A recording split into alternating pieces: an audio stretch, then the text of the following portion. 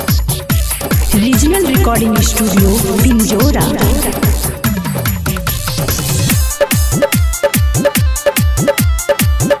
Mix by regional films studio. Music by Vikas Raj. कमसी कुमारिया में पेनही घंगरिया, कमसी कुमारिया में पेनही घंगरिया। छौड़ा जब धरत त चिरा मिटा नरिया, छौड़ा जब धरत त चिरा मिटा नरिया। गिरे लग तो छौड़ी तोरो अंदर से बहरिया, गिरे लग तो छौड़ी तोरो अंदर से बहरिया। छौड़ा जब धरत त चिरा मिटा नरिया, छौड़ा जब धरत त चिरा मिटा नरिया। कमसी कुमारिया में पेनही घंगरिया, छौड़ा जब धरत त चिरा मिटा नरिया।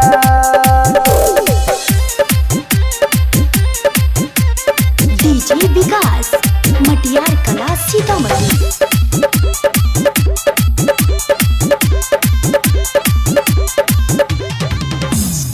तोरे चलते ही छौड़ी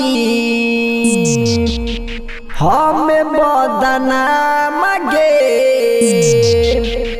एक गो चीझाबा पर करे ना गुमान गे।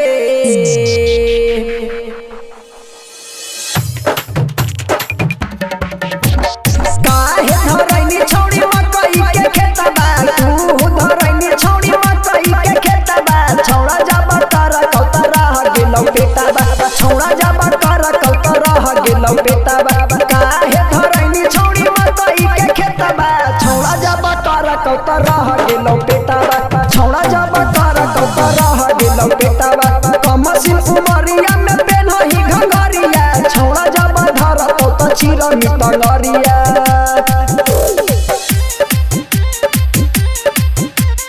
डीजे विकास मटियार कला सीतामढ़ी।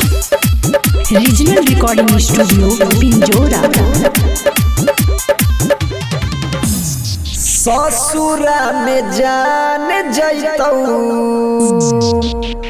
पियाबा तोहार गे।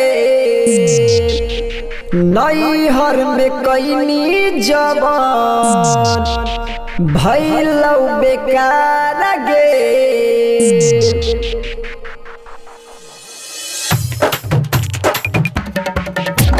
राइटर राजेश के भैली दीवाना, राइटर राजेश के भैली दीवाना। प्रेमी राकेश के कैनी बहाना, प्रेमी राकेश के कैनी बहाना।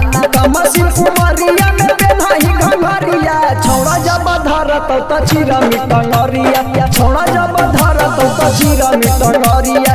कमसी कुमारिया में पेनही घंगरिया, छौड़ा जब धरत त चिरा मिटा नरिया। अरे पूरा इंडिया हिली बाबू, खाली तू देखत जा।